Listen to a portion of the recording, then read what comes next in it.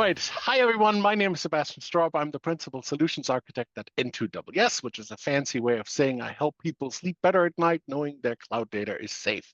And this is a special emergency recording of the DORA Act. And we're doing it a TLDR, too long, didn't read. And I'm joined today by Shalini Rath. Shalini, why don't you tell us a little bit about yourself? Hello, everyone. Hello, Sebastian. Thank you for giving me the opportunity to talk about DORA. I have around 11 plus years of experience into governance, risk, and compliance, worked on various regulations, standards. DORA is something which is coming new, and I'm really excited to speak about it. Excellent. Well, we are doing this right before Christmas, and I think this is really important because otherwise people might really wonder about my mental state of dressing up as Santa. All right, let's dive right into it. So we do have some questions that we wanted to work through as well. One of the most important things that I think about when we first started talking about DORA, and you and I, we already had some conversations about this, but I think one of the broadest questions is, what are your thoughts on the increased transparency requirements under DORA and the requirements that are within DORA? That is really nice actually when because any incident breach, anything which is not in line with the resilience requirement or the vendors, we know that what needs to be done. So now we have the proper regulations for a checkbox to be checked. DORA is something which is bringing on more on the financial side, though. I believe it should be implemented across the industries, which is because it has lots of capacities to do that. But still, let's start with the most important, money. So that's why they started it with finances, I believe. And it is actually a good thing to see because lots of financial industry are still dependent on very much on third party vendors to see how much they are compliant with those kind of data sets, how they are doing it. Is something really exciting to see from the DORA's perspective because GDPR is doing the controller and the processor thing and only works on the personal data kind of, but this is a wider scope. So I think that is going to, if somebody is compliant with DORA and GDPR, that means they are really good in terms of securing my data. I know exactly what you mean. So I do spend an alarming amount of time talking to people about why having all your eggs in one cloud basket is a terrible life choice. So we do talk a lot about resiliency, but I think it was kind of sort of overdue. So DORA, the Digital Resilience Act, is really important because especially for in the financial sector. Once your banking system is down, if it is not resilient, you are not able to do any of the transactions, right? So it's not just that the organization is facing, it's the people who are using that are also facing. CrowdStrike incident is one of the major incidents which makes the whole world Oh, down for for sure. certain hours. To make them as a DORA compliant with that kind of resiliency, if a banking are going through, maybe that wouldn't have done anything to at least to the financial industry. Well, that's something else. Yes, you're absolutely right. In other words, if your company touches money and IT at the same time, congratulations, you've just been invited to the compliance party. And I guess the dress code is strictly business resilience formal. True. And I think it's really overdue because a lot of times we're talking about security. Just the other day, I Christmas shopping. I made a new account and I was trying to make an account and then I was asked to create a password. Okay, so now we're at the point where to just go online Christmas shopping, I need to make account passwords that are 26 letters and have all kinds of ASCII code in them. But the true problem isn't so much on the front end. I think it's on the back end to make sure that the Right. data on the back end is safe, especially for the financial sector. True, because people always think that putting a security guard on the gate is making your house secure, but nobody thinks what they are actually doing, the intrusion to their house, how many type of people are coming to their house, whether they are all been recorded. They know like, okay, these are the timings of them. So that's what I've seen in many cases where the organizations have lots of vendors. I mean, it could be cleaning staff, it could be anyone from different kind of situations looking into the maintenance of the server rooms and stuff like, and they don't don't record it. Mm, right, right. Because they're the daily people, they have an ID card, I mean, a kind of ID card, and they get into the. But you don't know the third party who is actually the cleaning maintenance company could change. There are times when somebody is on leave and they send a replacement on them, and we don't know that person. It could be a good person, it could be a bad person, and you are actually introducing them to the organization's premises. So at least have their data recording that, okay, this is the time so and so persons comes in, or something is happening in between that timing, we know whom to go and check at least. Your thousands of employees, like knock knock, are you the breacher and thing. So that root cause analysis takes hell lot of time. Right. Yeah, absolutely. And I think another thing that's really important that people don't think of whenever I have conversations with them, they always think it's far in the future. But Right. DORA, the Digital Operation Resilience Act, is right around the corner. So the go live date was already, well, basically 2 years ago, but now it's going to be enforced starting January 2025. It's not about January 2025, Sebastian. The thing is, people are not ready. And the biggest challenge is December is generally the holiday season. So Exactly. many of your employees and the stakeholders, even your vendors, offices, people, everybody would be on vacation. Right. Who Yeah. will work? Now it's the deadline, and you haven't done it before. You wanted to do it last minute. Now people are on vacation. So there are two chances. Either you cancel their vacations, which is unethical, or you are not compliant with the act. So, anyways, there's a saying like one side I have a well to jump, and the other side I have a whole valley to jump. I don't know which one to choose.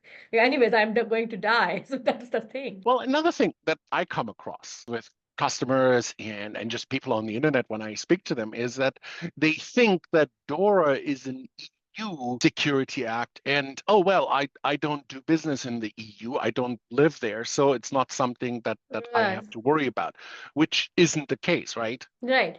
It's the same thing what GDPR gives the confusion.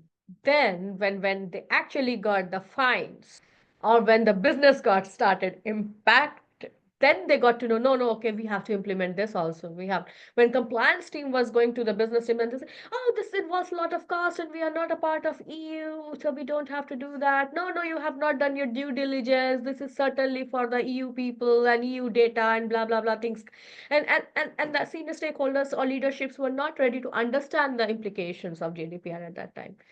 Even the biggest organizations like Facebook, Google, they all go through the stringent fines at that time.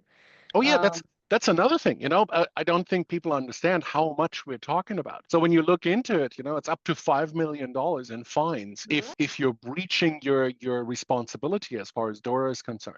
Exactly. So that's how the people are still not getting it, but it is equally important across the globe. If you are holding any sort of financial data for the EU, even if a partial or you are holding just a name or just you don't think the other things are not good, even then you have to be compliant. So don't consider it I'm in US or I'm in APAC, I don't have to be compliant. No, you have to. Even if you're providing services to a company Exactly. which is on the door, right? Exactly. So another thing that I think we should probably go over is the 5 pillars, right? The five Right. pillars of DORA, because everybody always talks about, well, DORA, DORA, DORA, but hardly anybody explains really what the intricacies are. So the 5 pillars, let's talk about them. So first off, I think it's, in my opinion, one of the most important pillars is the ICT risk management. Basically, don't let your systems be as secure as a cardboard box with a padlock drawn on top of it, right? Correct. So it talks more about the frameworks you are using to identify, to mitigate, to Right, monitor the ICT related risk. I mean, how you are doing it. It's just not that, okay, I have a risk register. I'm putting the risk in that and putting the mitigating controls. That's it. No, you have to tell the whole framework. Like, what are the steps you are, that whole risk assessment process, like how you are going with the various robust framework to identify any of those kind of ICT risk, what controls are being implemented to mitigate it, right. why those risks were not identified before also, what is the financial implication of that risk. Right. As the word is already in the name, it's resilience. You need to be Right. able to bounce back from an outage.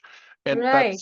that's really where backups come into play. Because if I have a backup, I'm just going to laugh and say, "Yeah, that's okay. I can just bounce back to whatever my But last backup what was." is your RT and RPO? What is your RTO and RPO? That comes into picture. So normally Exactly. what happen is, I mean, I have seen lots of things is many people consider that disaster recovery and business continuity are almost the same thing, but no, they are interlinked, but they are not the same thing. That's right. So RPO and RTO, let's just spend a short moment on this. So RPO, for anybody who's listening to this and watching this, so RPO is, in layman's terms, it's how much time can pass before somebody is really going to start crying for losing data. And RTO is the amount of time that it takes for your boss, your CEO, to start knocking on your door and saying, "Hey, when are we going to be back online?" Get your simulations ready for DORA and do calculate your RTO and RPO so that nobody knocks on your door and no, neither your CEO nor your customer saying that when are we going back online? Well, which is another pillar of DORA, which is the digital operational resilience testing. Because Correct. how can I prove that this my resilience, my risk management is actually completely under control? Well, testing. I need to prove, I need to be able to show that it actually works. And this is where you test your systems. Are we actually putting it through a tough testing? And it needs to be really tough, not just tough looking. Right. So it has to be more like regular testing. It's an application. The penetration testing plays a very key role to identify certain things, and it has to be just not cream layer of penetrations testing. I believe it has to be go deep dive into the applications and to the everything. And the other thing is simulations play a very key role here, looking into the operational disruptions. So Mm, doing the simulations for operations to stop and looking at the resiliency of that. So let's say an example of having a activity making your one of the data centers down and see like, okay, how sooner we are bringing the backups up and making the customers work. Still, if one is down, how sooner the other data centers or the backup data center is coming up and things are getting streamlined. yeah, absolutely. It's like you bring Right. your car back if your car breaks down, but it actually needs to start. So you need to do some transaction testing. Can my Exactly. databases actually Or, talk to or each do we other? have some sort of like a another car to work on that in the meanwhile? Exactly. If you don't have that, do you have a public transport or what it could be anything, right? So you have to see into the multiple factors while looking into that, like, okay, what could be the best suitable way? So that simulations, doing those kind of testing simulations will only get us organization know that where they are actually and what they are actually missing. And that's why I think the other pillar of DORA, the incident reporting, is really important. Right. Because it's really important to hold people responsible. So if something goes wrong, report it promptly. Don't pull a, well, if we ignore it, maybe it'll fix itself attitude, right? The ICT incidents, ICT related incidents has to be reported. It Mm, has to be properly standardized procedures has to be done. Why this happened? What was the situation? What was the root cause analysis? How much right. timelines it took to fix that? And what are the action plan we took so that it should not happen in future? Again, looking into the incidents, you have to see like what is the level of the breach, what is the level of the thing which happened. So based on that, again, the reporting thing comes into picture. How bad it is. Right, right, Yeah, exactly. exactly. So, in my personal experience, I have seen that I mean, obviously, I won't say in my 11 years, 12 years of career, I have never seen an incident breach happening. So, incident breach do happen. Communication is the biggest thing. So, how you are communicating it to the customer or how you are communicating it to the authority makes the biggest difference. Because normally, people, what I have seen is people do is they just tell that, okay, this is the level of breach and this is the breach happened. Rather than just saying that, if you put two liners, okay, this is the breach, I am performing till now, this is the root cause analysis, and this is Mm. the action plan we are going to take. This is the starting phase. I will keep on updating you as we progress with this. If something make you feel okay, even though the breach has happened, even somebody is inside my organization, they are taking the police is on the way. They call the police to to help me or things like that. So give them a kind of assurance. Okay, you are looking into it, you are doing your best to tell them the level of breach, or you are doing the action plans. So now, which is the missing factor in the beginning? Maybe people do, obviously all organizations do it, but it's better to do it in the beginning only, the once you get to know the breach. Yeah, 100%. I completely agree. And one thing that I think most people overlook with DORA, and we already touched on that, is that next pillar, the third-party risk management, because Exactly. sometimes it's actually you, it's not the intern from the vendor you're using. So even vendors that you're using, you have to be aware of that as well as part of the DORA compliance, right? All the ICT service providers, it could, the due diligence has to be done, the contractual clauses has to be according to the DORA compliance, the ongoing monitoring mechanism has to be done. So it's just not that when the third party vendor is getting onboarded, only that time these things to be checked. It Yeah. has to be ongoing process. That Yeah. that makes the data more secure with them. Maybe the organization, I mean, I've seen like people say like, well, okay, is the encryption done? Checkbox. Don't just checkbox that whether the data is in rest and transit is encrypted. Look at how they are doing it. Even if it is encrypted, and let's say a ransomware attack happened and they are not able to access that data, like what is their backup plan for that? I've worked in the industries which holds a lot of clinical data, right? So all the clinical tests are there. So normally what I have suggested there is doing the pseudonymization or anonymization of those data. So pseudonymization is something where my name is Shalini, so it rather than my name, it would be mentioned like ABC, some other name, and then my data. So that is a kind of mapping, and that organization who is working on that, they know like, okay, what has to be the keyword for the name Shalini. So they do a certain kind of encryption of that calculations and they put that is one way. The second way is my name is in the another database. My clinical data is another database. When they actually need it, they will take both and bring it up. So even if there's a case of breach, they don't know like whose data is what. The Yeah. breachers don't know. That's a different level of calculations going in that. I'm just not saying like DORA can be going through that way, but yeah, I mean, I'm just saying like the ongoing monitoring has to be done for that kind of situation, or the clauses has to be like that, like, okay, how you are securing my data. It just Right. cannot be encryption. There are multiple things which comes into picture. The resiliency is the biggest thing here. Yeah. So Right. even if there is a breach, even you have put the good access control, you have a multi-factor authentication, you have a segregation of duties, you have my data at encryption at rest and in transit, but still, what is the resilience as a vendor you are doing in case of any breach which happened?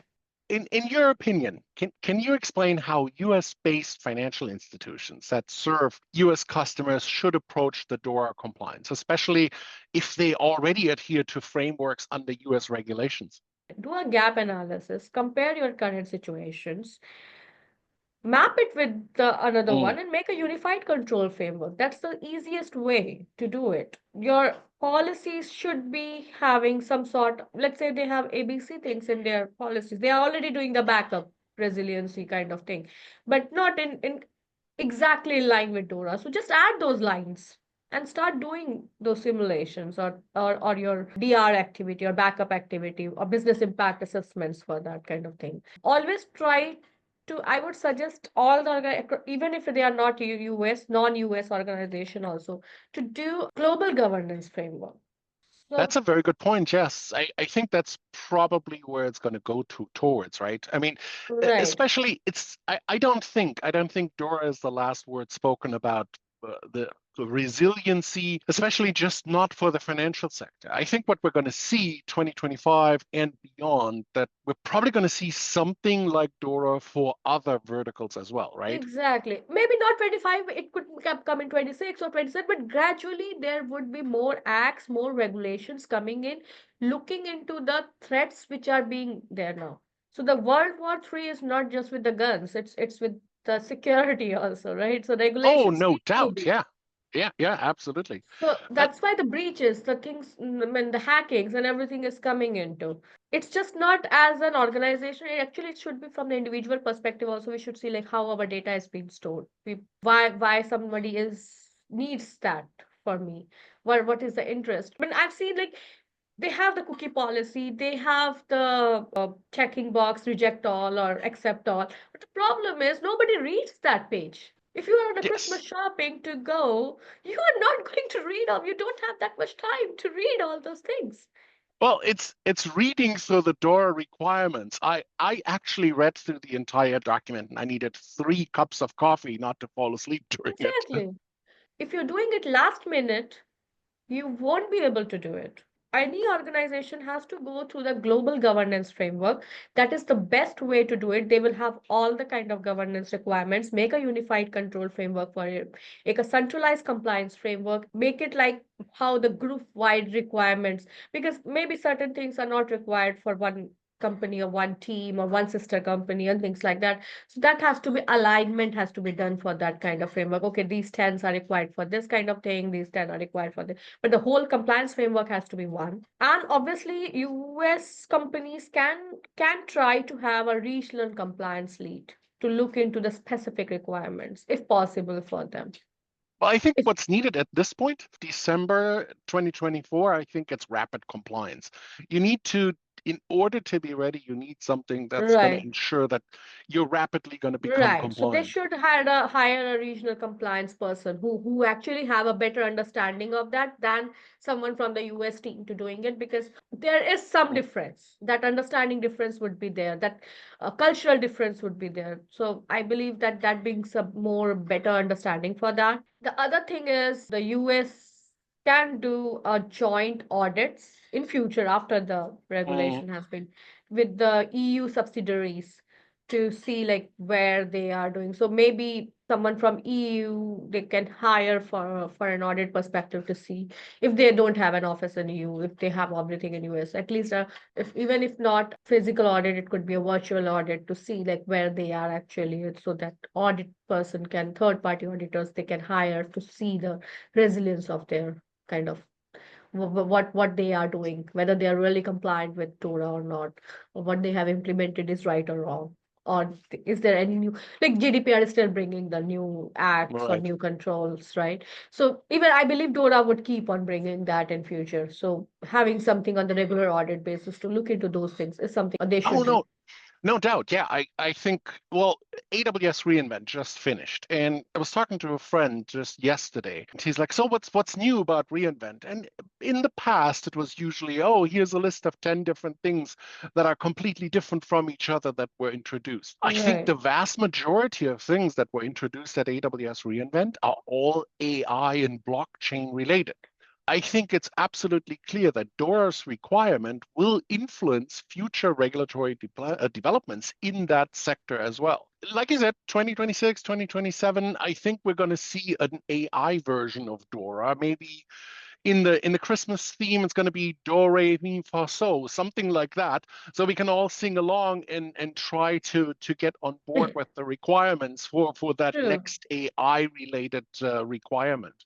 True, because AI and blockchain are bringing, I mean, if you go anywhere, even on your LinkedIn, your Facebook, your social any social media, your Gmail, your normal chat windows, going. I mean, I've seen like it past where people are putting all their efforts using Power BI, Visio, and things Yeah. like that to create a dashboard. Now you have AI tools. The problem that is the organize that is bringing another important point.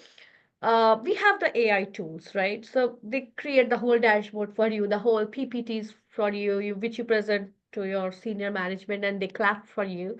That's true. But are these tools being purchased by the organization or you are just taking it from the online versions?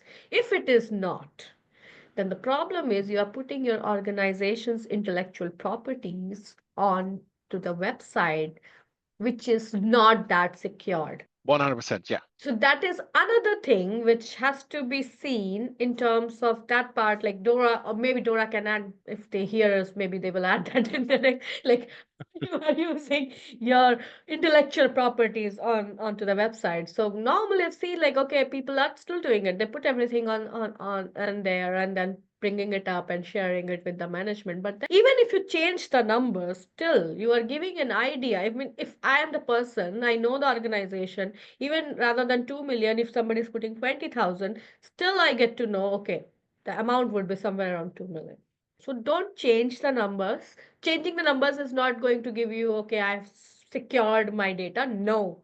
Still, people are much more intelligent. The AI is much more intelligent to giving the stat feed to their customer base. That's the next best thing. I can see this coming. Everything is going to have an AI component in it, and Exactly. and there's no doubt about it. And then the next step has to be that there's going to be more regulation and some DORA version of that as well. Because GDPR got their AI version, Mm, right? So exactly. DORA would definitely bring it because you don't have any other option. Without bringing it, it is still not that much safe. I guess there's still lots to work to do for the companies that aren't DORA compliant yet. So I guess we should probably wrap it up to give them some more time to get ready. But any closing thoughts of yours?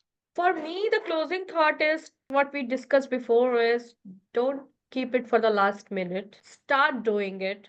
The requirements are beyond your thoughts. It's just not the checkbox. It is beyond your thoughts. So even if you say, "Oh, we are doing the risk man assessment already," so obviously you can add up to that, but still, that ICT risk management is completely different from what as a risk management we are doing currently. So that is something which has to be added. The financial sector, the other problem which they are going to face is the third party.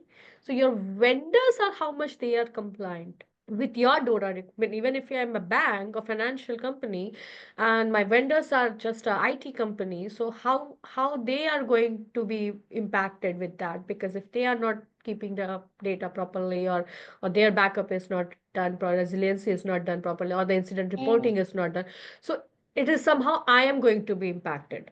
So that collaboration, that thing has to be looked into in a more wider way, that contractual obligations has to be changed, which cannot be changed in one day.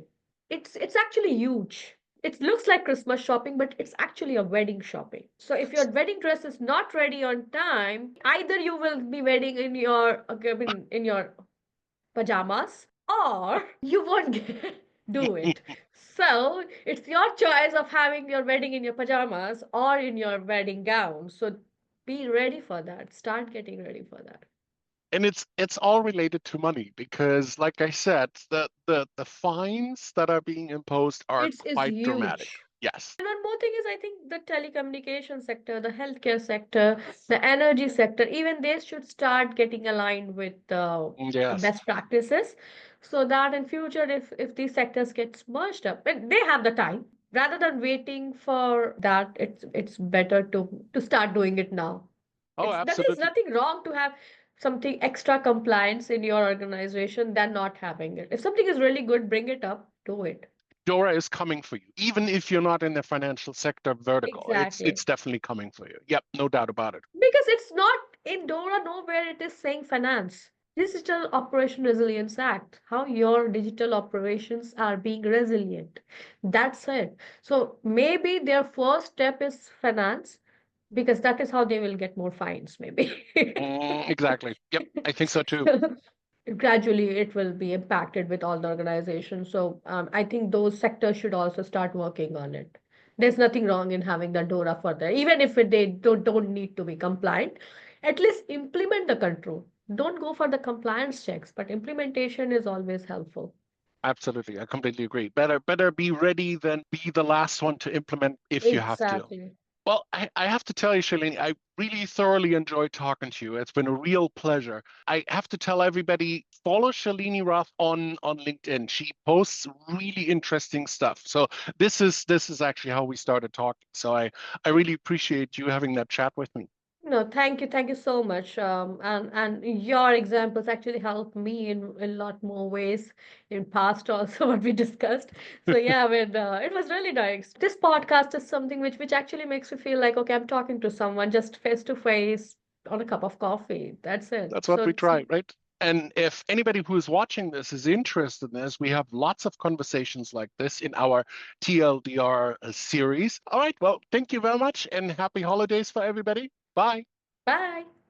And it's a wrap.